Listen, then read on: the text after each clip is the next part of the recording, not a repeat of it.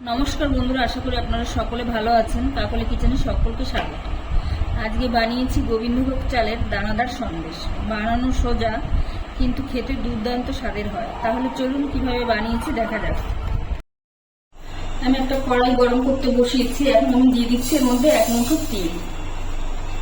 তিলটাকে আমি একটু ভেজে নেব। গ্যাসের ফ্লেমটা লোতে রেখে আমি একটু হালকা লাল লাল করে ভেজে নিচ্ছি। আমি 2-3 মিনিট ভেজে নিয়েছি, হালকা লাল লাল হয়ে গেছে। এখন আমি নামিয়ে নেব। এখানে আমি 1 কাপ গোবিন্দভোগ চাল ভালো করে ধুয়ে একটু জল ঝরিয়ে নিয়েছি। এখন আমি চালটাকেও দিয়ে দিচ্ছি, চালটাকেও ভেজে নেব।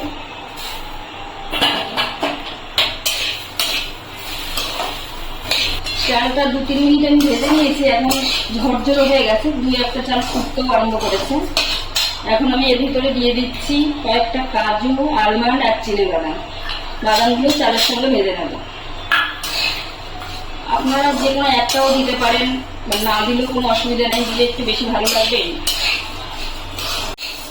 বাদামগুলো আমার হয়ে গেছে, এই যে ফুটতে আরম্ভ করেছে। বাদামগুলো ভাজা হয়ে গেছে, চালও ভাজা হয়ে গেছে, যে লাল লাল হয়ে গেছে। এবং লাল লাল করেই ভেজে নিতে হবে। এখন আমি এটাকে নামিয়ে ঠান্ডা করে নেব। চালটা ঠান্ডা হয়ে গেলে আমি গুঁড়ো করে নিয়েছি, একদম মিহি পেস্ট করে নিয়ে মানে একটু দানা দানা আছে, দেখুন এখন দানা দানা থাকবে।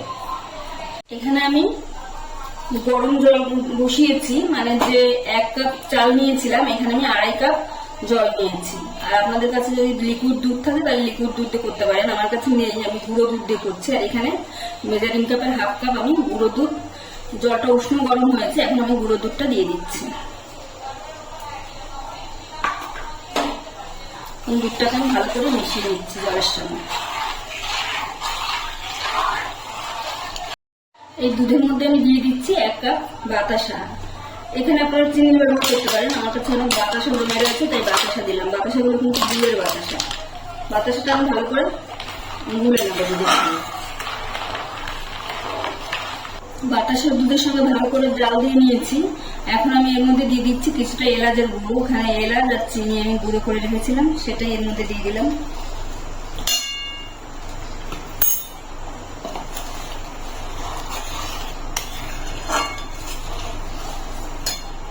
ভালো করে 2-3 মিনিট জাল করে নিয়েছি। এখন আমি চালের গুঁড়োটা এর মধ্যে দিয়ে দিচ্ছি। আমি 2বারে দিলাম। ভালো করে আমি মিশিয়ে নেব। বানাতে খুব বেশি সময় লাগে না। আমি 2-3 মিনিট জাল করেছি এবং কতটা ঘন হয়ে গেছে। আর 2-3 মিনিট জাল করলেই আমার হয়ে যাবে।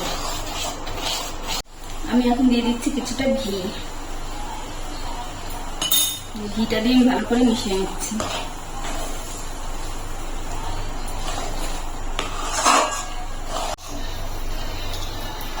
আমার এটা রেডি হয়ে গেছে। এই যে দেখুন, কড়ার গা থেকে এখন ছেড়ে দিচ্ছে।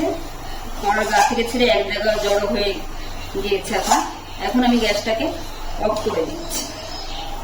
আমি এখানে একটা কেক টিন নিয়েছি, বাটার পেপার দিয়ে আমি একটু তেল ব্রাশ করে নিয়েছি। এখন যে তিলটা আমি ভেজেছিলাম সেই তিলটা আমি নিজে ছড়িয়ে নিচ্ছি।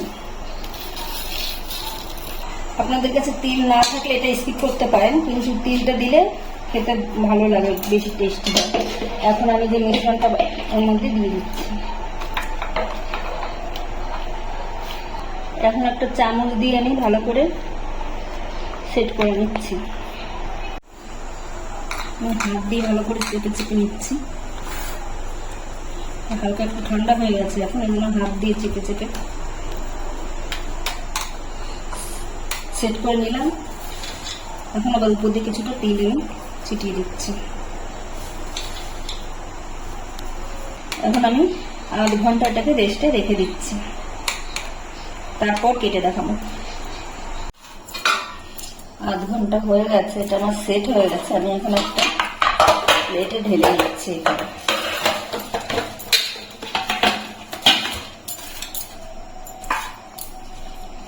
বাটার পেপারটা তুলে নিচ্ছি।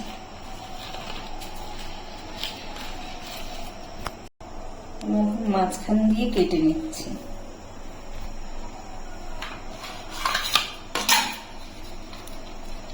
এই দেখুন কত সুন্দর হয়েছে, পুরো দানাদার হয়েছে। এখন আমি পিস পিস করে কেটে নিচ্ছি। আপনারা আপনাদের পছন্দ অনুযায়ী কাটবেন। আমি এইভাবে লম্বা লম্বা করে কেটে নিচ্ছি। রেসিপিটা তৈরি হয়ে গেছে। ভিডিওটি যদি ভালো লাগে তাহলে একটা লাইক করবেন, সাবস্ক্রাইব করবেন এবং কমেন্টে জানাবেন কেমন হয়েছে।